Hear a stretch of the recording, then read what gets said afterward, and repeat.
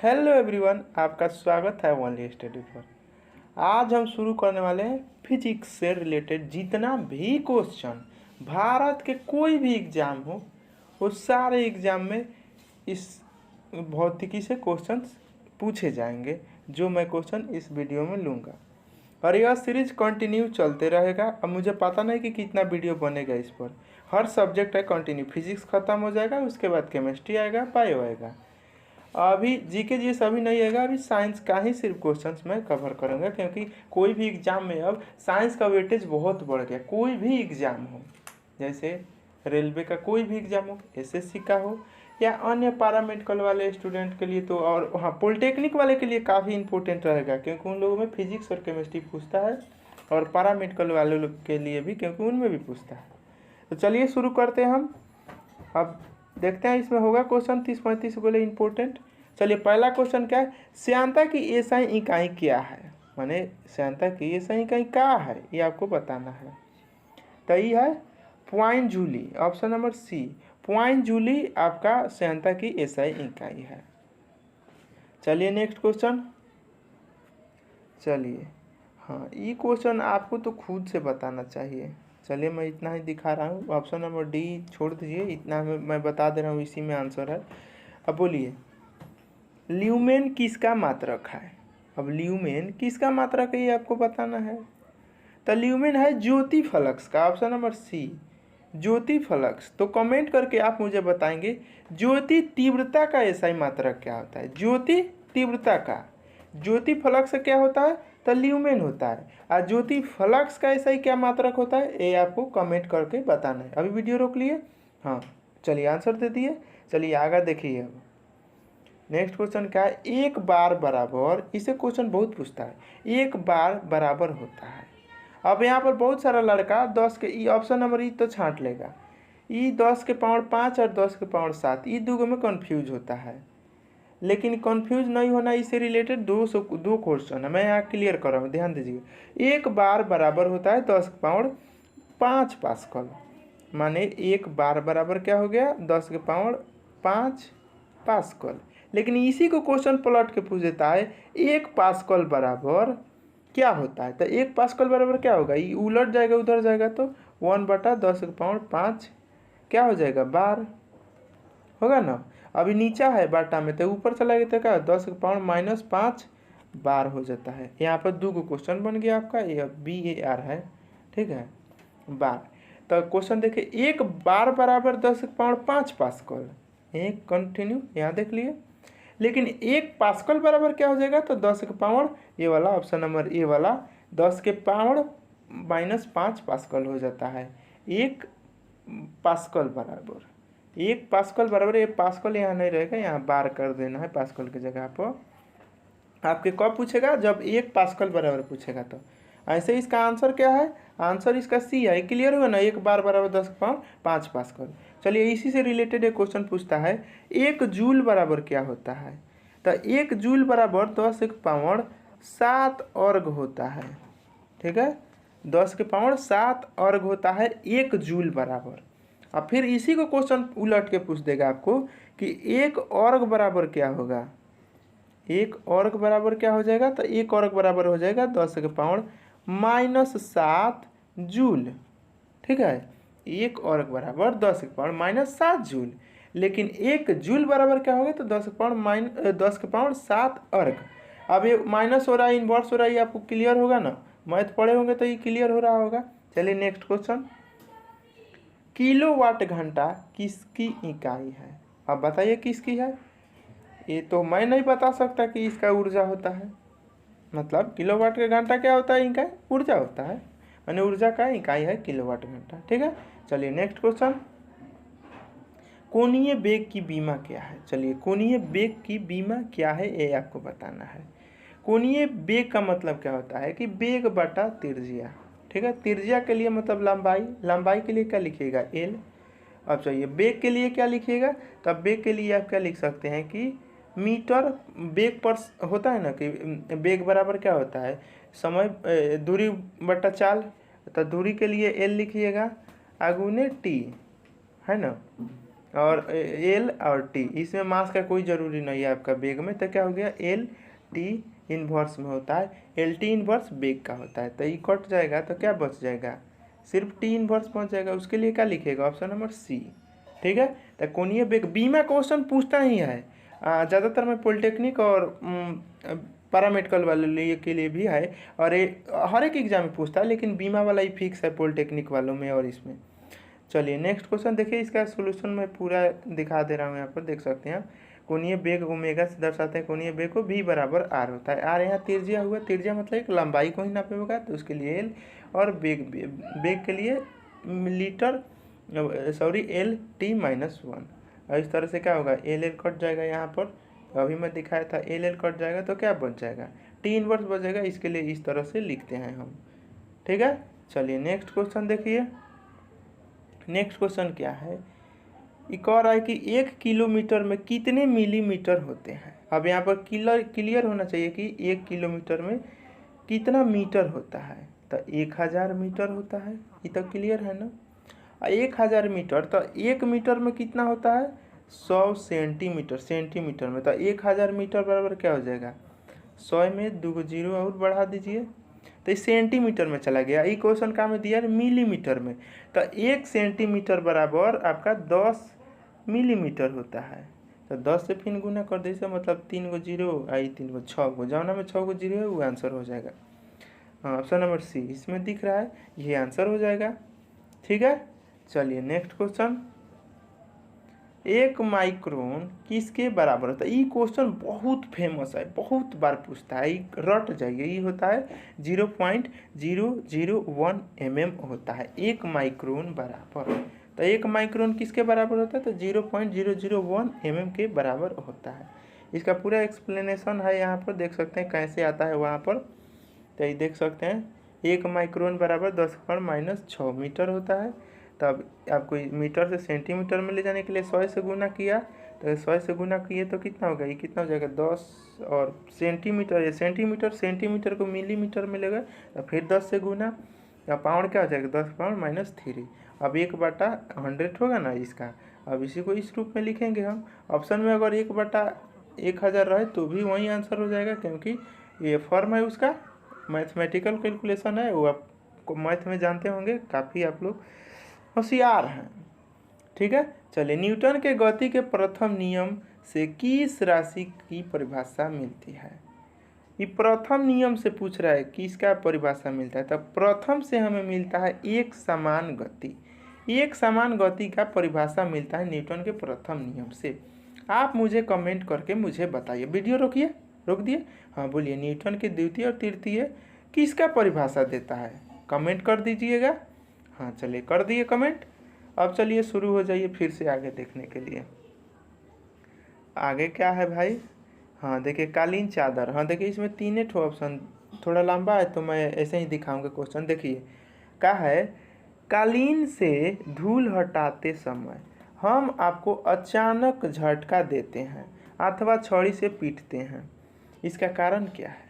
अब देखिए वो धूल कैसे निकल जाता है हमारे चादर उधर किसी में से, वो बैठा रहता है, मतलब वो स्थिर अवस्था में है, विरामा अवस्था में है, लेकिन जब मारते हैं हम चादर पर तो चादर क्या होता है कि आपका गति अवस्था में हो जाता है, तो वो गति में हो जाता है, और आपका धूल कण आपका बैठा रहता है, मतलब विरामा अवस्था में रहता है, जिसके कारण वो हिलता है, वो नीचे गिर जाता है। तो ऑप्शन नंबर ए वही आपका आंसर हो जाएगा। देखिए विराम के जड़त्व में धूल अपना स्थान जमा लेती है तथा कालीन से धूल तभी हटती है जब कालीन में गति प्रदान की जाती है। कालीन में गति दे दीजिए, धूल अपने से हट जाएगा। चलिए नेक्स्ट क्वेश्चन देखते हैं। और इस जितने भी मैं क्वेश्चन लिया हूँ ये सारे क्वेश्चन एग्जाम में बच्चे छोड़ कर आते हैं, बनाकर नहीं छोड़ कर, और यही सारे क्वेश्चंस रिजल्ट बनाते हैं, क्योंकि हल्का जो है वो तो सारा लड़का बनाएगा, जो भी लड़का तनियों से तैयारी किया होगा वो आसानी से बना लेगा। लेकिन आपको किस लिए तैयार होना है, जो नहीं हम छोड़ कर आते हैं उसको बनाना है, तब जाकर रिजल्ट होगा। तो देखिए अब जड़त्व का नियम सर्वप्रथम किसने दिया, यहाँ देखिए बहुत लोग न्यूटन मारेगा, न्यूटन गलती हो जाएगा। जड़त्व का नियम सबसे पहले गैलीलियो जी दिए थे, गैलीलियो जी दिए थे आपका जड़त्व का नियम, बाद में न आपका न्यूटन जी इस जड़त्व के बारे में पूरा डिटेल किए। हाँ, ये भी क्वेश्चन आपको आता है। न्यूटन के प्रथम नियम को जड़त्व के नियम भी कहते हैं, या गैलीलियो का भी नियम कहते हैं, क्योंकि ये गैलीलियो ने ही जड़त्व खोजा था, तो उन्हीं के सम्मान में उन्हीं के नाम पर भी रख दिया गया। तो सुन ली, क्लियर हो जाइए। न्यूटन के प्रथम नियम को गैलीलियो का नियम या जड़त्व का नियम, ये दोनों चीज़ कहते हैं। मतलब 3 गो हुआ प्रथम नियम वाला का नाम, एगो न्यूटन का प्रथम नियम, दूसरा आपका गैलीलियो का नियम, और तीसरा हो गया जड़त्व का नियम। इस सब का एक एक बात होता है। ये जो वस्तु अगर विरामा में है तब विरामा में रहना चाहता है, गति में है तो गति में रहना चाहता है, जब तक कोई बाहरी फोर्स न लगाया जाए। यही ना कहता है प्रथम नियम। चलिए नेक्स्ट क्वेश्चन। व्यक्ति का भार उस लिफ्ट में अधिक होगा जब, क्या होगा? जब उसका लिफ्ट का, अब यहाँ क्लियर होगा, बहुत लड़का गलती मारेगा। ये याद होगा, बहुत लड़का थोड़ा पढ़ा होगा। तो जब लिफ्ट ऊपर चढ़ता है, ऊपर में है, तब भार हमारा तनी बढ़ल जैसा लगता है, भारी मजबूत होता है। लेकिन कन्फ्यूजन होता है कि यह स्थिर वेग से है कि त्वरण से। तो ये होता है त्वरण से, माने ऊपर की ओर त्वरित होने वाले या त्वरित होने पर हमारा भार बहुत ज़्यादा महसूस होता है। जस्ट इसके उल्टा क्या होता है, जब लिफ्ट समान त्वरण से नीचे आता है तो हमारा भार नॉर्मल भार से कम महसूस होता है।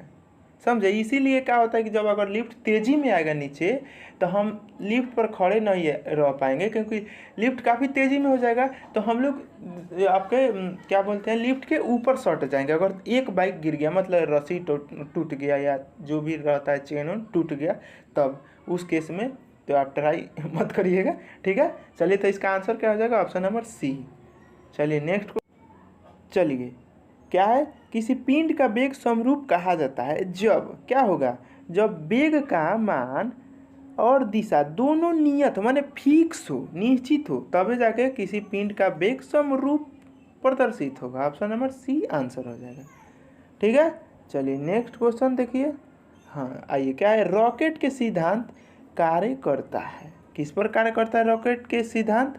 तो वो करता है संवेग संरक्षण पर। ऑप्शन नंबर डी, संवेग संरक्षण का नियम है। देखिए, न्यूटन के तृतीय नियम को संवेग संरक्षण का नियम भी कहते हैं। और यह इसी कार्य के आधार पर आपका कोई भी रॉकेट हमारे वायुमंडल से बाहर जाता है, मतलब धरती से किसी दूसरे जगह भेजा जाता है, कोई भी उपग्रह ग्रह ये सभी भेजा जाता है, तो ये संवेग संरक्षण के आधार पर। चलिए नेक्स्ट क्वेश्चन। चलिए, जी की इकाई, अब ये क्वेश्चन भी बहुत इम्पोर्टेंट है, ठीक है। तो जी का इकाई क्या होता है? तो ये होता है Newton metre per K G square. Option number C, newton metre square per K G square. अब इसी को इस तरह से भी लिख देता है, न्यूटन मीटर और के जी इन्वर्स में लिख देगा। ये पर को आप ऊपर ले जाइएगा तो आप क्या होगा, बट्टा को ऊपर ले जाइएगा कोई चीज़ तो माइनस में चला जाता है पावर। तो इस रूप में भी ऑप्शन में आपको दे सकता है। तो ऑप्शन नंबर सी आपका आंसर हो जाएगा। हाँ, जी का मान, वीडियो पहले रोक दिए। अब जी, बड़का जी का मान मुझे चाहिए कमेंट में, कमेंट कर दिए। चलिए बहुत अच्छा। अब चलिए हम नेक्स्ट क्वेश्चन पढ़ते हैं। क्या है? बॉल का मात्रक है। बोलिए, बॉल का मात्रक क्या होता है? तो पहले ही क्लियर जान लीजिए कि ये बराबर क्या होता है, एम ए। ये तो जानते होंगे आप लोग।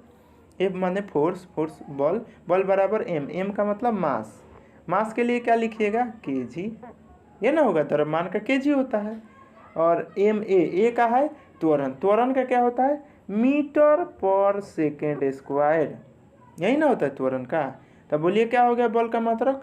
किलोग्राम मीटर पर सेकेंड स्क्वायर। ऑप्शन नंबर 2, ठीक है। ऑप्शन नंबर बी आपका आंसर हो जाएगा, ठीक है। बॉल का मात्रक किलोग्राम मीटर पर सेकेंड स्क्वायर।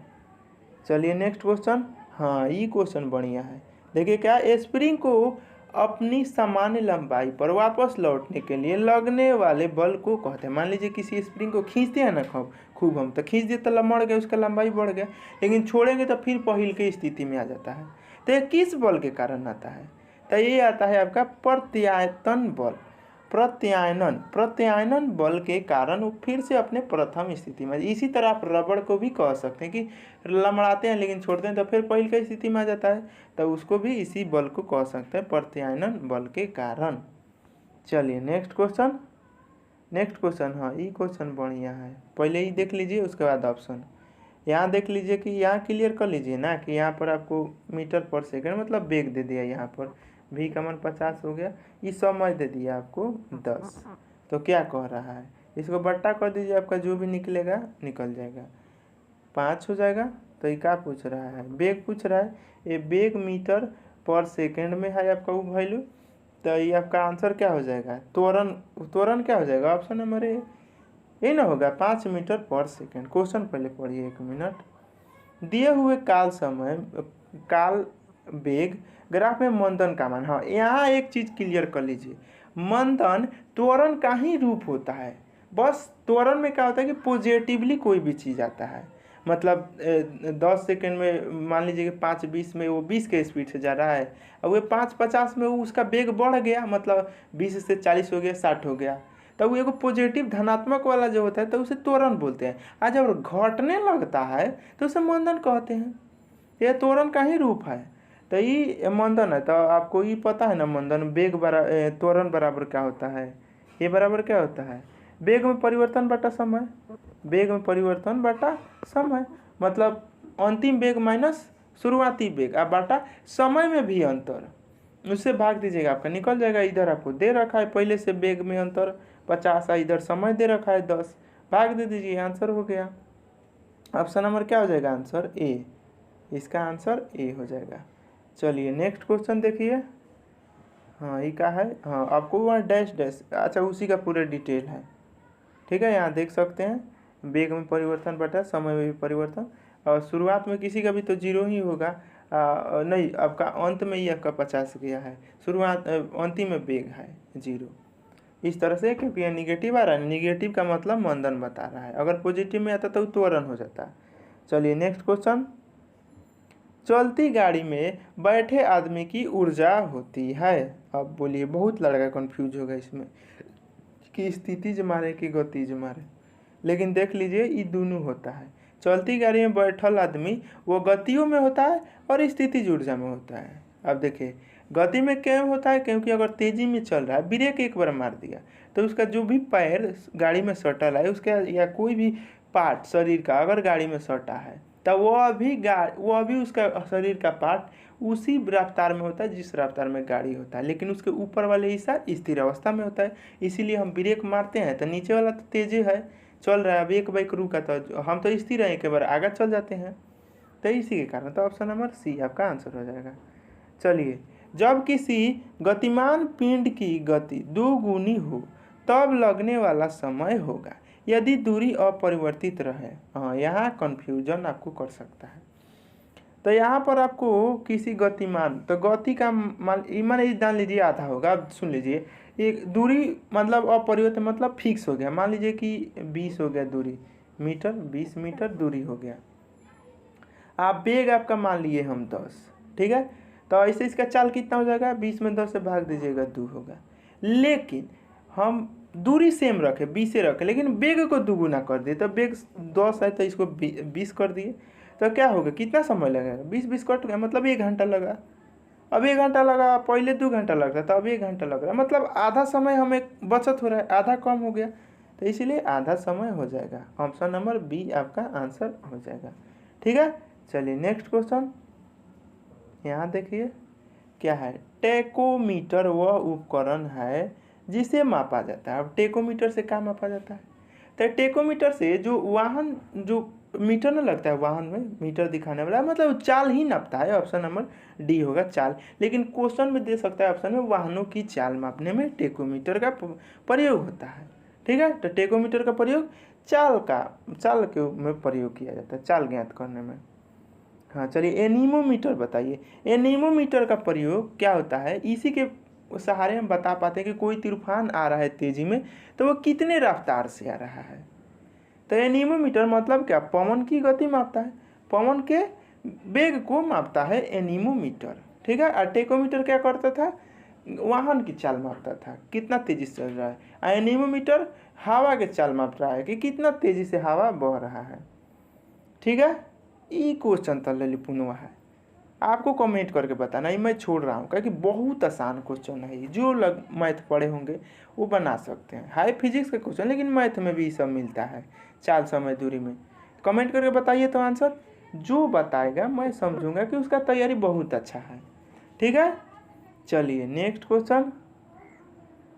क्वेश्चन देखिए। हाँ देखिए, बहुत सारे क्वेश्चन में भूलतियाने के लिए कुछ वर्ड एक्स्ट्रा दे देता है, कुछ मान अलग दे देता है, तो लड़का सब गौजिया जाता है। ये देखिए यहाँ पर 150 kg द्रव्यमान, इसका कोई ज़रूरी नहीं था, सिर्फ आपको त्वरण ज्ञात करना है। त्वरण ज्ञात करने में हमें चाहिए वेग, समय, वेग में परिवर्तन बटा समय में परिवर्तन। तब वेग देखिए पहले 5 सेकेंड में क्या किया, 5 सेकेंड आपका टी मिल गया भाई, 5 सेकेंड में वेग में परिवर्तन 5 सेकेंड में 6 मीटर से 16 मीटर हो गया। माने पहले 6 के स्पीड से चल रहा था, अब 16 के स्पीड से चल रहा है। तो अंतिम वेग आपका देख रहे हैं, अंतिम वेग 16 हो गया और शुरुआती वेग 6 हो गया। घटाइएगा कितना होगा 10, कितना समय में, तो 5 कट कर 2 मीटर पर सेकेंड। यही अगर कम हो जाता तो माइनस में हो जाता, तो वो मंदन में चला जाता, लेकिन यहाँ त्वरण बोल रहे हैं मतलब धनात्मक वाला ही होगा, माइनस वाला काट दीजिएगा अगर त्वरण लिखा है तो ऑप्शन नंबर बी आंसर हो जाएगा। अगर यहाँ मंदन पूछता तो प्लस वाला काट देते, उसके बाद माइनस में हम चेक करते हैं आंसर हल करके। ठीक है, तो ऑप्शन नंबर बी आपका आंसर हो जाएगा। यहाँ 150 का कोई ज़रूरी नहीं है, तो ये आपको कंफ्यूज करने के लिए देता है। देखिए यहाँ पर वो पूरा डिटेल दे रखा है, ये देख सकते हैं, यहाँ देख लीजिए पूरा इतना वही बात लिखा है सभी। चलिए नेक्स्ट क्वेश्चन, लंबी कूद के दौरान एक एथलीट कूदने से पहले दौड़ लगाता है, ऐसा क्यों करता है? तो यहाँ देखिए, यहाँ पर वेग काम में आएगा, P बराबर क्या होता है mv। देखिए अब मास तो जो आदमी है उतना उसका मास हो ले, अब दौड़े समय थोड़े कि अपना वजन बढ़ा लेगा, बढ़ा सकता है क्या, तो वेग बढ़ा सकता है, काफ़ी तेज़ी से दौड़ने लगेगा, मतलब संवेग अपना बढ़ाएगा, उसका संवेग बढ़ता है। क्योंकि अगर वेग बढ़ाएगा तो मास तो सेम है, वेग बढ़ा तो मतलब मास सेम है, वेग बढ़ा तो इसका संवेग बढ़ जाएगा, और संवेग बढ़ जाएगा तो काफ़ी ज़्यादा छलांग मार पाएगा ऊंचा। तो यही होगा लंबी कूद के लिए, माने उसका संवेग बढ़ जाता है। ठीक है, चलिए नेक्स्ट क्वेश्चन देखिए, जी का मान, ये क्वेश्चन काफ़ी इंपॉर्टेंट है, यहाँ पर 2 चीज़ मैं क्लियर करूँगा। ये बड़ा जी पूछ लिए थे हम, उसका मान क्या होता है आप कमेंट करके बता देना। ये छोटका जी है, ये गुरुत्वाकर्षण को बता रहा है। तो अब यहाँ पर देखिए छोटका जी का मान 9.8 होता है, इसको सवाल बनाते समय हम 10 ले लेते हैं। ठीक है, देखिए अब जी का मान जो है, पृथ्वी मान लीजिए पृथ्वी है, पृथ्वी की सतह पर रहेगा तो सबसे ज़्यादा होता है सतह पर। अब पृथ्वी के ऊपर जाए या पृथ्वी के केंद्र पर जाए, दोनों स्थिति में जी का मान घटता है, सतह से जैसे छोड़ेगा स्थान तो। ठीक है, तो एक बात क्लियर हुआ, सतह से ऊपर जाए या सतह से नीचे, मतलब पृथ्वी के केंद्र की ओर जाए, भीतर ही जाए, तो दोनों स्थिति में जी का मान घटता है। ठीक है, अब बढ़ता कहाँ है, तो ये देखिए बढ़ता कहाँ है, तो ये जी का मान ही सतह हो गया। जैसे हम फुटबॉल देखते हैं, फुटबॉल का एक केंद्र होगा ना, जहाँ से नाचेगा लट्टू है जैसा, तो जहाँ ध्रुव होता है, ध्रुव केंद्र, कंफ्यूज मत होइएगा, ध्रुव पर जी का मान सबसे ज़्यादा होता है, क्योंकि गुरुत्वाकर्षण खींचेगा पूरा तेजी में, तो ध्रुव पर आपका गुरुत्वाकर्षण अधिक होता है, मतलब जी का मान अधिक होता है, लेकिन विषुवत रेखा पर कम होता है। ठीक है, सतह पर नॉर्मल है, हम लोग चल रहे हैं, लेकिन जैसे जैसे ध्रुव की ओर जाएंगे वहाँ जी का मान बढ़ेगा, लेकिन केंद्र की ओर जाएंगे, पृथ्वी के केंद्र की ओर जाएंगे तो वहाँ घटेगा, या सतह से ऊपर जाएंगे तो भी घटेगा। तो क्या होगा, ऑप्शन नंबर बी सही हो जाएगा। पृथ्वी के केंद्र की ओर जाने पर मान कम होगा ना। और देखिए यहाँ भी कंफ्यूज करने के लिए क्या लिखे, पृथ्वी की सतह से ऊपर जाने पर बढ़ता है, ऐसा नहीं है, वहाँ भी घटता है। पृथ्वी की सतह से ऊपर जाइएगा तो भी घटेगा, पृथ्वी के केंद्र में जाइएगा तो भी घटेगा, लेकिन ध्रुव पर और विषुवत रेखा पर जाइएगा तो सबसे ज़्यादा ना, ध्रुव पर सबसे अधिक होता है, विषुवत रेखा पर सबसे कम होता है। उल्टा लिख दिया है, कंफ्यूज आप हो सकते हैं, ध्रुव पर सबसे ज़्यादा और विषुवत रेखा पर सबसे कम होता है। ठीक है, चलिए नेक्स्ट क्वेश्चन, चंद्रमा का एक क्वेश्चन तो बहुत आसान है, बहुत फेमस क्वेश्चन है, बहुत एग्जाम में पूछ चुका है कि हम ये 60 किलो के हैं तो चंद्रमा पर जाएंगे तो 10 किलो के हो जाएंगे, मतलब 1/6, मतलब चंद्रमा पर भार क्या होगा, पृथ्वी के भार का यहाँ ई लिख रहा हूँ, मतलब अर्थ। पृथ्वी के भार के 1/6, यहाँ 60 किलो के हैं, जाइए चंद्रमा पर, वहाँ 1/6 हो जाएगा। चलिए नेक्स्ट क्वेश्चन। नेक्स्ट क्वेश्चन क्या है? समय के साथ विस्थापन में परिवर्तन की दर को कहा जाता है, तो वेग कहा जाता है। समय के साथ विस्थापन में परिवर्तन की दर को वेग कहा जाता है। ठीक है, चलिए नेक्स्ट क्वेश्चन। गति का द्वितीय समीकरण डैश के बीच संबंध प्रदान करता है। अब गति का 3 गो इसका नियम है। अब तीनों क्वेश्चन बहुत पूछता है, मैं क्लियर यहाँ कर दूंगा। देखिए, गति का द्वितीय समीकरण जो है ई दर्शाता है, पहले प्रथम करिए। प्रथम गति का प्रथम नियम में आपका वेग और समय, यहाँ देखिए ऑप्शन नंबर सी में दे रखा है, वेग और समय को दर्शाता है। तो गति के प्रथम नियम में वेग और समय को दर्शाया जाता है, और गति के द्वितीय में क्या समझाया जाता है? तो स्थिति और समय को, मतलब देखिए दोनों में समय रहेगा, खाली वेग का स्थिति चेंज होगा। स्थिति की जगह पर विस्थापन भी दे सकता है आपको। ठीक है, तब वेग और समय प्रथम, द्वितीय स्थिति और समय। और तीसरका में क्या होता है कि समय ये दोनों छांट देगा, स्थिति और वेग दोनों को बताने लगेगा। मतलब ये देख रहे हैं ना, ये प्रथम दूसरका इसको ले लिया है ना, तो तीसरका क्या कर रहा है कि स्थिति और वेग दोनों को बताता है। गति का तृतीय नियम स्थिति और वेग बताता है। अब प्रथम क्या बताता है? वेग और समय। और दूसरका क्या? स्थिति और समय। ये तीनों क्लियर हो गया। अब बार बार एग्जाम में आता है, तो ये आपको कंफ्यूज नहीं होना है। तो इसका आंसर क्या हो जाएगा? ये दूसरका पूछ रहा है, मतलब ऑप्शन नंबर बी आपका आंसर हो जाएगा। चलिए नेक्स्ट क्वेश्चन। यहाँ देखिए, ये आपका द्वितीय समीकरण है। हाँ, समीकरण भी याद कर लीजिएगा। समीकरण दूसरका की है। एस मतलब विस्थापन होता है, यू मतलब प्रारंभिक वेग, ut + ½ AT²। ये आपका त्वरण है, और टी समय है। ठीक है, इससे क्वेश्चन भी आता है न्यूमेरिकल, तो वैसे आप बना सकते हैं। चलिए इतना ही क्वेश्चन है। तो अच्छा लगा तो थोड़ा लाइक कर दीजिए, अपने दोस्तों के पास शेयर जरूर करिए, क्योंकि इसी तरह का वीडियो मैं हमेशा लाते रहूँगा। तो मिलते हैं अगले वीडियो में। Thanks for watching a video. Thank you.